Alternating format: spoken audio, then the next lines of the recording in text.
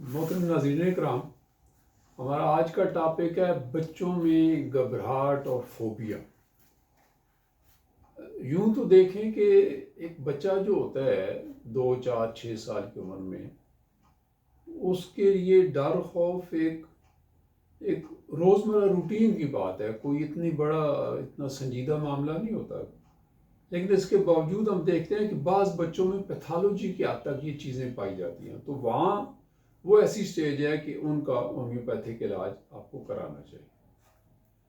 اور اکثر بچے کبھی نہ کبھی کسی وجہ سے ڈر جاتے ہیں، اور نشو و نما کے دوران جیسے میں نے عرض کیا یہ معمول کی بات ہے۔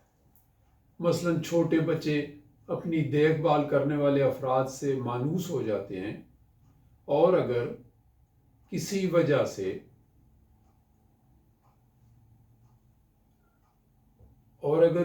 وجہ سے وہ ان سے الگ ہو جائیں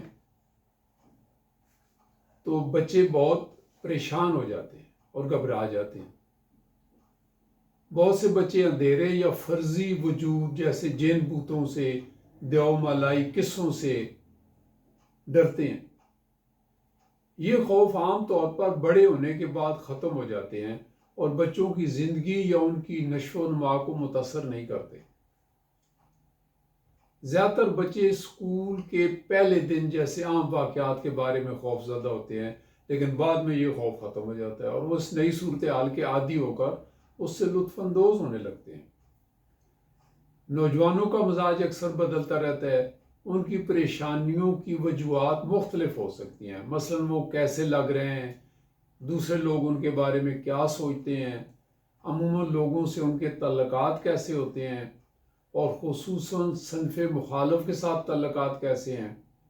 ان پریشانیوں کے بارے میں بات چیت کر کے ان پر قابو پایا جا سکتا ہے۔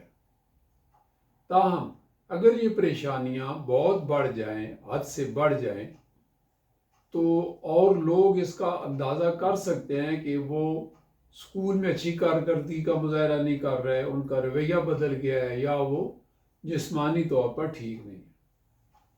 لہٰذا اگر کوئی بچہ یا نوجوان یہ محسوس کرے کہ پریشانی، گھبراہٹ یا خوف اس کی زندگی تباہ کر رہے ہیں، تو اسے ہومیوپیتھک ڈاکٹر سے مشورہ کرنا چاہیے۔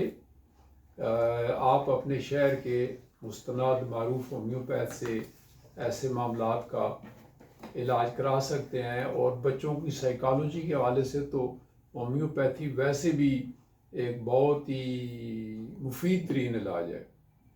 ہمارے تجربے میں ایسے بچے آئے ہیں کہ جو ایک نامعلوم خوف کا شکار تھے، جو ان کی زندگی اور نشو و نما پر بہت برا اثر ڈال رہی تھی، علاج کرانے کے بعد الحمدللہ ٹھیک ہو گئے اور ہو جاتے ہیں۔